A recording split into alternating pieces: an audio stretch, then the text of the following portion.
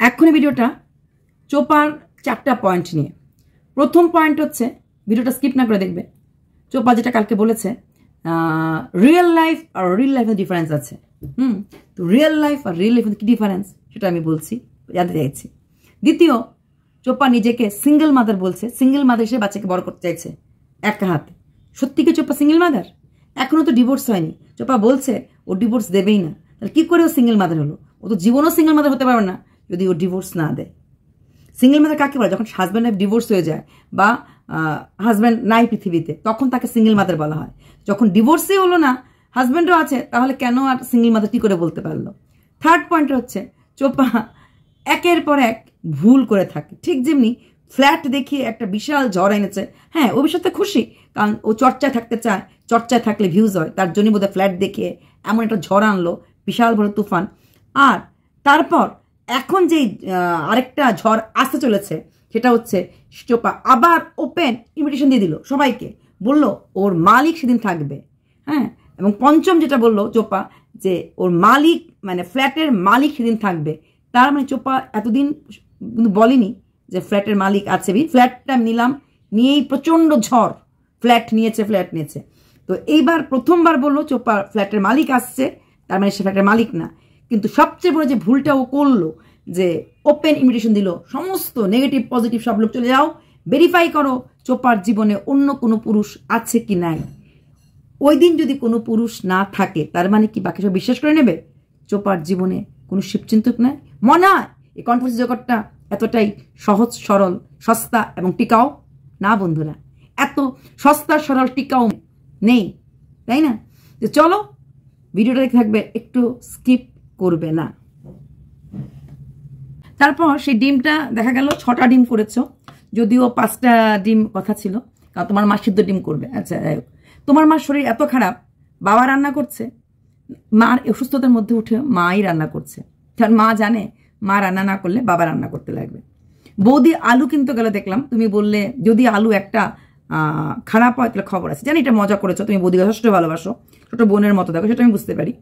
কিন্তু বৌদি উত্তর দিল, আমি জানি না, কাকু দিয়েছে। বৌদির অ্যাটলিস্ট আলু যে বেছে আনতে লাগে এটুকু জানা উচিত। বৌদিকে কিন্তু একদম তোমরা ওই জানি না কি কারণে এরকম থোর বড়ি খাড়া করে রাখছো। এই কারণটাও আমি ঠিক বুঝতে পারি না, যে বৌদিকে এইভাবে রাখার কারণটা কি। আমার ছেলে তোমার বৌদির থেকে ছোট, ও কিন্তু আলু বাছতে পারে, ও কিন্তু ইন্টারন্যাশনাল স্কুলে পড়ে, ঠিক আছে? ইন্টারন্যাশনাল স্কুলে পড়ার পরেও কিন্তু আলু বাছতে পারে, শিখিয়েছে, বৌদিকেও শেখানো উচিত।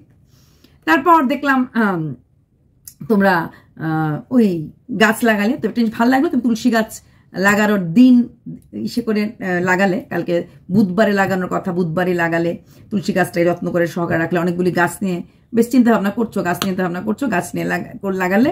তারপর গেলে মন্দির, মানে কি বলে এটাকে, মন্দিরকে বাংলা এটাকে কি বলে, আসন, ঠাকুরের সিংহাসন, সরি আমাদের এখানটাতে মন্দির বলা হয়, হ্যাঁ, সিংহাসনকে মন্দির বলা হয়, ভগবান কা মন্দির। তো সিংহাসনটা কিনলে দেখলাম। তো সেই সিংহাসনটা কিনতে গেলে এবং সেখানে যাওয়ার পর তোমরা এটিএম কার্ডে টাকা তুলতে পারো না, কোনদিন টাকা তোলোনি, না তুমি না তোমার দাদা। সত্যি মানতে লাগবে, তুমি নয় ঠিক আছে তোলোনি, বরের উপর ডিপেন্ডেন্ট ছিলে, বর উঠিয়ে দিত, তুমি নিতে। দাদা তো ছেলে মানুষ, ছেলে বাচ্চা, দাদাও কোনদিন ওঠায়নি। তোমাদেরকে না ননের পুতুল করে তো মা বাবা রেখে দিয়েছে। বাবা পুরো সংসারটা করে, পুরো এই যে জিনিস আনার পরও বাবা, বৌদি আলু কেনার পরও বাবা গেল আবার কি বাজার করতে। তো তোমাদেরকে না ননের পুতুল করে তোমার বাবা মা রেখে দিয়েছে, কখনো তুমি এটিএম কার্ড টাকা তুলোনি।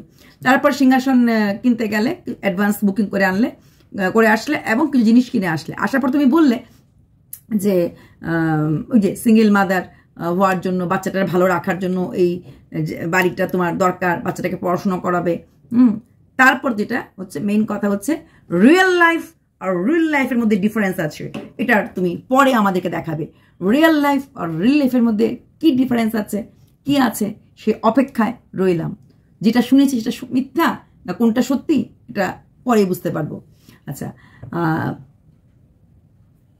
আগে সিংহাসনটা আনবে, পুজো টুজো দেবে, পুজো টুজো দিয়ে তারপর তুমি ঘরে ঢুকবে, এটা খুব ভালো কথা। ভাড়ার ঘর হোক আর কোয়ার্টার হোক বা নিজের বাড়ি হোক, মানে প্রথম যখন কোনো জায়গায় যাবে, প্রথম তোমার নিজের বাড়ি, তোমার মানে তোমার দ্বারা কেন নাই ঠিক আছে, কিন্তু প্রথম তুমি আপাতত তোমার এটা একার সংসার, তাই তো? তাই সেখানে তুমি যাচ্ছ, পুজো দিয়ে যাবে, দিন দেখে ওই আসনটার জন্য ওয়েট করছো, আসনটা আসলে পরে পুজো দিয়ে বাড়িতে ঢুকবে। খুব ভালো কথা। এটা এটা এটা করাটা মানে একটা ভালো, অনেক তো ঝড়ঝাপটা গেল, দিনের শেষে ঠাকুরের নাম নিতে ইচ্ছে করছে, ঈশ্বরের পায়ে সমর্পণ করছো, এটা দেখতেও খুব ভালো লাগলো। আজকে ভিডিওতে ফাঙ্গাস মাছ, তোমার কি পাঙ্গাস মাছ? ফাঙ্গাস মাছ তোমার খেতে ভালো লাগে না, পাঙ্গাস মাছ, হ্যাঁ খেতে ভালো লাগে না। বৌদি দেখলাম বেশ মাছ টাছগুলো মেখে টেকে দিচ্ছে, তারপর আবার ওই আলু আর কি বলে তোমার উচ্ছে, উচ্ছে ভাজা, এটা করলো তোমার, এবং বাবা রান্না করছিলেন এবং বাবা ব্লগিং করছিলেন। এই তোমাকে নিয়ে সবাই বলছে তোমার মা বাবা সংসার করতে দিচ্ছে না, কারণটা একটাই যে তোমার মা বাবা দুজনই মানে মেয়ের এরকম একটা ট্রমাটাইজড পিরিয়ড চলছে। সত্যি কথা বলতে কি, মেয়ের জীবনে এত বড় ঝড় চলছে, তার মধ্যে মা বাবা দুজনেই চ্যানেল খুলে বসে আছে। মার ওরকম নেচে কুদে রিলস যেরকম ভাবি না যেটুকুন পারে। সাধারণত মাদের কিন্তু মনটা খারাপ থাকে, একটা মাত্র নাতি, এখন তো ছেলের ঘরে বাচ্চা হয় নাই, নাতিটার কি ভবিষ্যৎ? মেয়েটা যার ঘরে যাবে যদি অন্য কারোর সাথে যায়, সুখী হবে কি হবে না? হ্যাঁ, মেয়ে প্রচুর রোজগার করছে, যেমন আজকেও তুমি কতগুলি অ্যাডের ইসে করলে, তো এমনি তো তুমি আরেকটা কি অ্যাডের করলে, তো এরকম অ্যাড প্রচুর করছো, রোজগার প্রচুর করছো, দিনের শেষে টাকা দিয়ে তো আর সুখ শান্তি কেনা যায় না। প্লাস দেখো, সামান্য একটা ফ্ল্যাট ভাড়া নিলে সেই ফ্ল্যাট ভাড়া তো কত হইচ হয়ে গেল। এবার ভালো লাগলো তোমার বৌদি যে সুন্দর করে বসে বসে গোল গোল করে রুটিটা করছিলাম, রুটিটা বেশ সুন্দর গোল হয়েছে। তোমার বৌদি সবজিগুলি কাটলো বেশ ভালো করে কাট, তোমার সবকিছু বৌদি খেতে করাও, জাস্ট আগুনের সামনে যেতে দাও না। এটা হয়তো মেনটেন করছো, কারণ রুটিও করছে, রুটি আটা মাখতে পারে, রুটি বেলতে পারে, সবজি কাটতে পারে, মাছে দেখলাম হলুদ নুন মাখাতে পারে, যেটা ঘর মুছতে দেখেছি, কাপড় কাচতে যায় দেখেছি, বাসন মাজতে যায় দেখেছি, শুধু বোধহয় আগুনের কাছে যায় না, আগুনটাতে তোমার বৌদিকে অ্যালাউড করে না। আর সব জায়গাতে তোমার বৌদির এসে আছে, যাওয়া আছে। তো তুমি দেখলাম ওই খেলে পাঙ্গাস মাছ দিয়েই খেলে, তুমি বললে না মাছটা একটু নিয়েছি, প্রথম বলছিলে আমি এটা খাই না, দেখলে না খেতে তো লাগবেই, তেমন কিছু তরকারি তো নেই, ওই পাঁপড় ভাজা আর ওই আলু উচ্ছে ভাজা, ওটা দিয়ে তো ভাত খাওয়া যাবে না, তাই ওটাও মাছ তরকারি ঝোলটা নিতেই লাগলো, তোমারও উপায় ছিল না। এইবার আসছে এটা মজার কথা, তুমি আজকে শুরু করেছো, তোমার বাবা এটা নিয়ে খুব কথা হয়েছিল যে ফ্ল্যাটে তুমি যাবে, ফ্ল্যাট নিয়ে খুব অশান্তি সৃষ্টি হয়েছে, তার জন্য নাকি তোমার বাবা বাড়িতে ছুটি নিয়ে বসে আছে, মার্কেটে রোটে ছিল। আজকে তুমি ক্লিয়ার করে দিলে তোমার ঠাম্মির কথা ছিল তোমার বড় পিসির বাড়িতে যাওয়ার জন্য, কিন্তু তোমার বাবা আসার সাথে সাথে বাবার শরীর খারাপ হয়ে গেল, তোমার মার শরীর খারাপ হয়ে গেল, আর বাবার তো রান্নাঘরে একটা দেখতে লাগে, তাই তোমার ঠাম্মিকে নিয়ে আর বড় পিসির বাড়িতে যাওয়া হলো না। কেন? বাবার শরীর খারাপ হয়েছে, বাবা নিয়ে যেতে পারেনি, আমি মেনে নিলাম। তোমার দাদা কি কৃষ্ণনগর পিসির বাড়িটা চেনে না? চেনে তো, তোমার বাবাকে কেন নিয়ে যেতে লাগবে? এই জায়গাটা না তোমার না কথাগুলি খাপছে না। যেখানে তোমার বৌদির বাড়ি কৃষ্ণনগর, তোমার দাদা 2 মাস পর পর শ্বশুর বাড়িতে নায়ক থাকতে যায়, মানে কি বলে যায় না মেয়েরা, তারপরে বাড়িতে নায়ক থাকতে যায়, সেখানে দাঁড়িয়ে তোমার দাদা পিসির বাড়িতে ঠাম্মিকে নিয়ে যেতে পারতো না, তার জন্য বাবা ছোট নিয়ে থাকতে লাগলো। এই কথাগুলি না হিসাবটা মেলাতে পারো না। দেখলে তো ফ্ল্যাটে তুমি এখন ফ্ল্যাট দেখাচ্ছ না, বলছো ফ্ল্যাটে পুজো করে যাবে, ঘরে ঢুকাবে, এবং আজকে ফ্ল্যাটে বললে সবাইকে নেমন্ত্রণ, ওপেন নেমন্ত্রণ দিলে যে আমি যখন ফ্ল্যাটে পুজো করব তখন তোমরা সবাই এসো এবং দেখো কে কে সেদিন আসে না আসে, আর মালিকও আসবে, ফ্ল্যাটের মালিকও আসবে, সবাইকে ওপেন ইনভিটেশন ছুড়ে দিলে। এই যেটা খুব দাঁত দেখিয়ে করলে, হ্যাঁ বেশ আসো দেখো, যদি নেগেটিভ ভিউয়ার্স বা তোমার নেগেটিভ লোকরা যদি আসে, পারবে সামলাতে? অনেক কিছু হয়ে যেতে পারে। এই ফ্ল্যাটে ঢোকার দিন যদি বিশাল হইচই বা ঝগড়া হয়, এটা পারা না, অন্য ফ্ল্যাটের লোকরা কি তখন প্রতিবাদ করবে না? অন্য ফ্ল্যাটের লোকরা কি অশান্তি করবে না? ঠিক যেমন তুমি তারাপীঠে যাবে এমনভাবে একদম দিন ক্ষণ টাইম সব দেখিয়ে দিয়েছিলে, সেখানে অন্য কেউ গিয়ে হাজির হয়ে গেছিল। তুমি আজকে বলে দিলে যে আমি আমার ফ্ল্যাটের যেদিন যাবো, যেদিন পুজো করব, ইনভিটেশন দিয়ে দিলে তোমরা আসবে, দেখে যেও কে আছে না আছে, আর সঙ্গে তুমি বলে দিলে যেন তোমার মালিক সাথেও কথা বলতে পারবে। আজকে প্রথম স্বীকার করলে যে ফ্ল্যাটের অন্য একজন মালিক আছে, ওই ফ্ল্যাটটা নিলাম বলেই কিন্তু এত কথা সৃষ্টি হয়েছিল। আবার তুমি আজকে আরেকটা ভুল কাজ করলে, এইবার তোমার নেগেটিভ ভিউয়ার্সরা, নেগেটিভ লোকরা যাবে, গিয়ে একটা হইচই করবে, তোমাকে 4-5টা টন্টিং ওয়ার্ড বলবে। এটা শুনে তোমার বাবা দাদা ক্ষিপ্ত হতে পারে, বৌদিকেও কোনো কথা বলতে পারে। কেন একটা ভালো দিনে, শুভ দিনে তুমি এভাবে সবাইকে ওপেন ডাকলে? তোমার বাড়িতে নেগেটিভ লোকরা যেতেই পারে, হইচই করতেই পারে, কিন্তু পুজোর দিনে যদি এরকম তুমি আবার বলছো দিন টিন তুমি বলে দেবে, যে দিন টিন বলে দাও, তারপরে তোমার মালিককে দুটো কথা বলতে পারতো। সোসাইটিতে যাওয়ার দিনই যদি হইচই শুরু হয়, সোসাইটির অন্য লোকরা তোমার প্রতি কিরকম ধারণা হবে? এই যে তুমি একটা মানে প্রচন্ড এক্সপার্টাইজড বুদ্ধি দেখাও, প্রচন্ড বুদ্ধিমতী এই জায়গায় ভাবো, এটা কত বড় ভুল বুদ্ধি, এটা তুমি বোঝো না, এটা তুমি বোঝো না। তো এক্সপার্টাইজড বুদ্ধি যদি দেখাও, এটা অনেক বড় বুদ্ধি। কেন এরকম করো চোপা? কেন ওই ফ্ল্যাটের বাড়ি দেখানোর পর এরকম অশান্তি হয়েছে, তাহলে এগুলি কেন করো? জেনে শুনে এসব দিকে কেন হাত বাড়াও?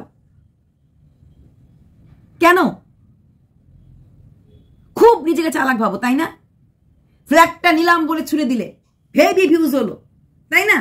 তারপর সামনে পেরেছো, চারিদিকে রে রে রে করে তোমার ফ্ল্যাটের মালিকের অবস্থা কাহিল করে ছেড়ে দেওয়া হয়েছে। এখন তোমার ওই ফ্ল্যাটে যাদেরকে ইনভাইট করে, আমার তো উচিত, আমার মনে হয় প্রচুর নেগেটিভ লোক যাওয়া উচিত, গিয়ে হল্লা হওয়া উচিত। অতিরিক্ত সাহস তুমি দেখাও। ওই সাহসের ফল অযোধ্যাতে গিয়েছিলে। তোমার অযোধ্যা যাওয়াটা আমি মানতে পারিনি, না তোমার যাওয়া না, সেই লোকটাকে পাশে নিয়ে বসে, সেই লোকটাকে পাশে নিয়ে বসে ডিভোর্সের আগে এইভাবে তুমি বেরিয়ে যাওয়া, এটা এনাফ প্রুফ তুমি কার সাথে আছো, কি আছো না আছো। তোমার কি ধারণা, ফ্ল্যাটে পুজোর দেওয়ার দিন যদি তোমার সাথে তোমার শুভচিন্তককে দেখা না যায়, তার মানে পুরো এই সমাজ ব্যবস্থা বা পুরো কন্ট্রোভার্সি এটা মেনে নেবে? তোমার পাশে কোনো পুরুষ নেই, মেনে নেবে? সত্যি কি তাই? বলো না চোপা, তোমার জীবনে সত্যি কি কোনো পুরুষ নাই? তুমি এখন ডিভোর্স দেবে না, তোমার ছেলে আনবে, ঠিক আছে, তারপর 6 মাস, 1 বছর, 2 বছর এই ভিউয়ার্সটা দেখবে না? দেখবে না তুমি কার সঙ্গে দিন কাটাবে, রাত কাটাবে? পুজোর দিন সে না আসা মানেই তোমার জীবনে কোনো পুরুষ নেই। এখন তোমার বাড়িতে কোনো মানুষ আসা না মানেই তোমার বাড়িতে অন্য কোনো এক্সট্রা পুরুষ আসে না, তাই কি? তোমাকে লোকনাথ মন্দিরে তুমি একা গেছো, পাবলিক দেখেনি, কেউ একজন দেখেনি? তুমি লোকনাথ মন্দিরে একা গেছিলে? একা গেছিলে? পরিষ্কার তুমিও জানো, আমিও জানি তুমি একা যাওনি। একদিন তুমি কোর্টে গেছিলে, মা আর আমি এসে আমরা কোর্টে এসেছি, তোমার মা রিলস করছিল, ফটো তুলছিল। ফটোটা কে তুলছিল? ফটোটা কে তুলছিল? বাবা ডিউটিতে গেছে, মা। তো তুমি যে ভুলভাল কথাগুলি বলো, তালে গোলে পাকিয়ে নাও নিজেকে অসম্ভব স্মার্টনেস দেখা থেকে। এখন ওই পাবলিক ওই পুজোর ডেটটা শুনতে তোমার ওখানে যাবে, ভিউজটা বেশি হবে, তারপর হয়তো তুমি পুজোর বললাম তুমি আবার একটা ক্যাওস। ওই যে তোমার বর তোমাকে, মানে এক্স বর তোমাকে শিখিয়ে দিয়েছে চর্চায় থাকতে হবে, তাহলে ভিউজ হবে। তুমি তাই ওই চর্চাতেই আছো, চর্চাতেই আছো।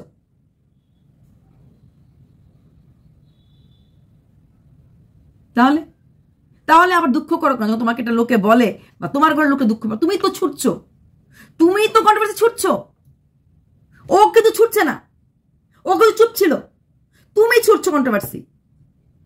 ডিভোর্স দেবো না, ছেলে চাই, হ্যাঁ, সিংহাসন আনতে গেলে তুমি ছুটছো, তুমি ছুটছো, তার জন্যই করছে। তুমি আজকে পরিষ্কার ইনভিটেশন দিয়ে দিলে, এখন তোমার ঘরে যদি কেউ যায় আর তুমি ভাবছো কি তোমার ঘরে ওই দিন তোমার পুরুষ কোনো এক্সট্রা লোককে না দেখলে ভাববে কোনাই, তোমার ঘরে লাইট জ্বলে কি জল না সেটাও পর্যন্ত লক্ষ্য রাখছে। তোমার সোসাইটির লোকটা তোমার ঘরে এভাবে তাকিয়ে থাকবে, এইভাবে এভাবে তাকিয়ে থাকবে সোসাইটির লোকরা, যে তোমার কেউ আসে কি আসে না, তুমি এখানে একা থাকো না তোমার ঘরে অন্য কোনো লোক আসে।